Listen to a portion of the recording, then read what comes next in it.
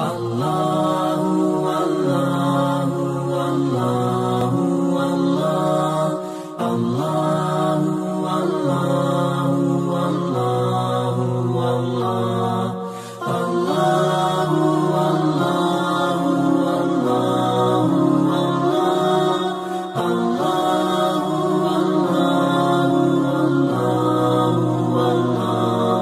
Allahu Allahu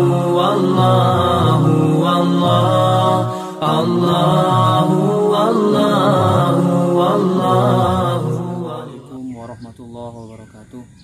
Alhamdulillahirabbil alamin.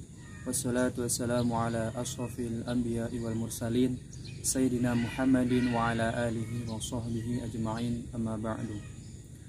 Para pendengar media Dai Al-Quran yang dirahmati Allah Subhanahu wa taala, pada kesempatan yang berbahagia ini kita akan melanjutkan materi kita mengenai ulumul Quran. Dan pada kesempatan kali ini kita akan membahas tentang Makkiyah dan Madaniyah. Mempelajari Al-Quran merupakan suatu hal yang sangat penting bagi umat Islam.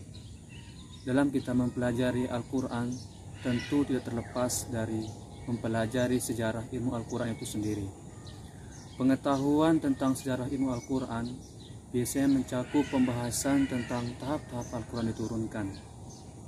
Dalam mempelajari tahap-tahap Al-Quran diturunkan, maka akan membuat kita mengenal istilah Makkiyah dan Madaniyah.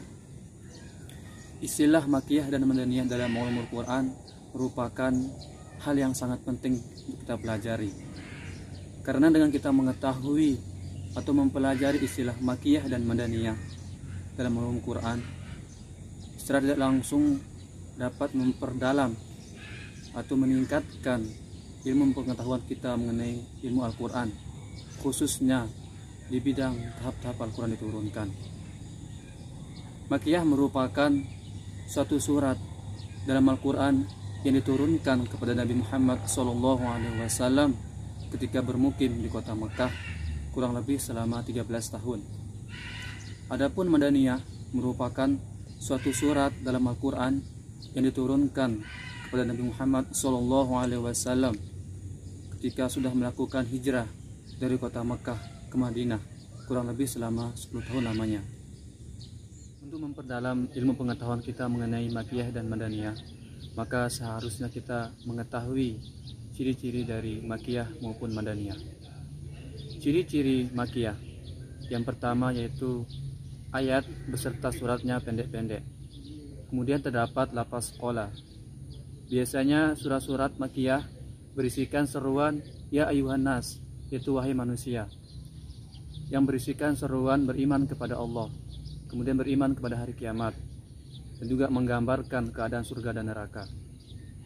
Kemudian biasanya menceritakan tentang nabi-nabi dan umat-umat terdahulu, kecuali dalam surat Al-Baqarah, di mana surat ini diturunkan di kota Madinah. Dan juga menceritakan tentang kisah Nabi Adam alaihissalam beserta iblis, kecuali dalam Al-Quran surat Al-Baqarah, yang dimana surat ini diturunkan di kota Madinah. Dan juga menjelaskan tentang karakter orang-orang musyrik, yaitu menumpahkan darah, memakan harta anak yatim, kemudian mengubur hidup-hidup anak-anak perempuan.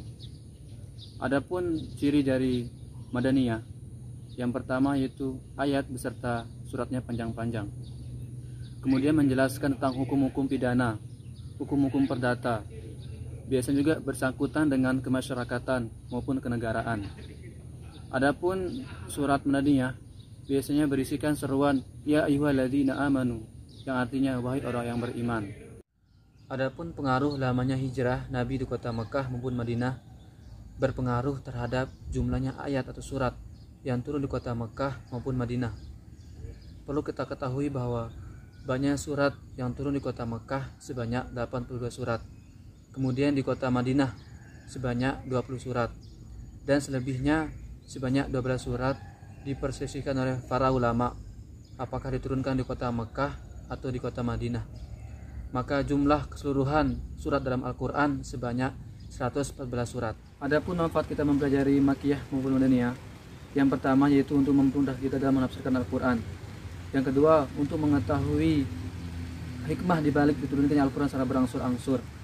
Yang ketiga, untuk mempermudah kita dalam menghayati ayat-ayat Al-Quran serta menyampaikannya melalui media dakwah. Yang keempat, yaitu mengetahui sejarah hidup Nabi melalui ayat-ayat Al-Quran, sebab turunnya wahyu kepada Rasulullah sejalan dengan sejarah dakwah, kemudian segala sesuatu peristiwa yang menyertai beliau. Dan materi yang dapat disampaikan mengenai ulumul Quran, di mana pada kesempatan ini kita membahas tentang Makkiyah dan Madaniyah. Semoga apa yang disampaikan bisa bermanfaat buat kita semua dan memotivasi kita untuk lebih semangat dalam mempelajari ilmu Al-Quran. Assalamualaikum warahmatullahi wabarakatuh.